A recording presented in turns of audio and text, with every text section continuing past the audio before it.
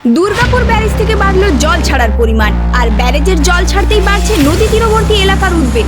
দামোদর ও সংলগ্ন নদীগুলি জলস্তর বাড়ার আশঙ্কায় নজরে একাধিক জেলা। তাহলে কোন কোন এলাকা রয়েছে ঝুঁকির মধ্যে, আর পরিস্থিতি মোকাবেলায় কি প্রস্তুতি প্রশাসনের?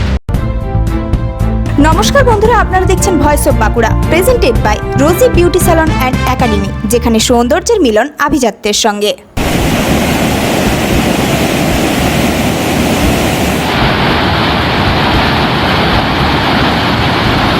দুর্গাপুর ব্যারেজ থেকে আরো বেশি পরিমাণে জল ছাড়ার পর বদলাতে শুরু করেছে পরিস্থিতি। বিপুল পরিমাণ জল ডাউনস্ট্রিম এলাকায় যাওয়ায় দামোদর নদী এবং সংলগ্ন নদীগুলির জলস্তর বাড়ার আশঙ্কা তৈরি হয়েছে।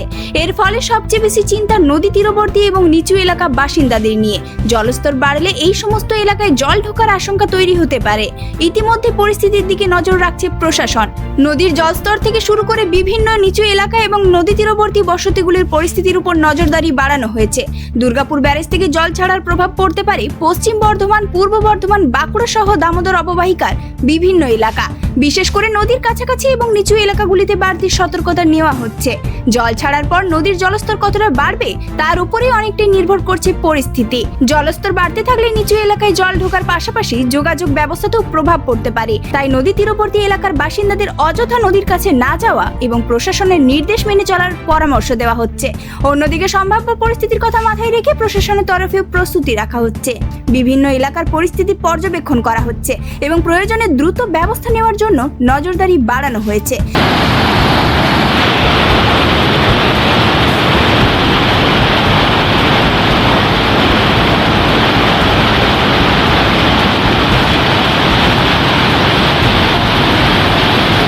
তবে এই মুহূর্তে পরিস্থিতি কোথায় গিয়ে দাঁড়ায় সেটাই এখন সবচেয়ে বড় প্রশ্ন। ব্যারেজ থেকে জল ছাড়ার পর নদীগুলির জলস্তর কতটা বাড়ে এবং তার প্রভাব কোন কোন এলাকায় পড়ে সেদিকেই নজর রয়েছে প্রশাসন থেকে সাধারণ মানুষের। এই ধরনের গুরুত্বপূর্ণ খবর সবার আগে পেতে আমাদের চ্যানেলটি সাবস্ক্রাইব করুন আর ভিডিওটি শেয়ার করতে ভুলবেন না। আপনার মতামত কমেন্টে জানান আর লাইক শেয়ার করে ভয়েস অফ বাঁকুড়ার পাশে থাকুন।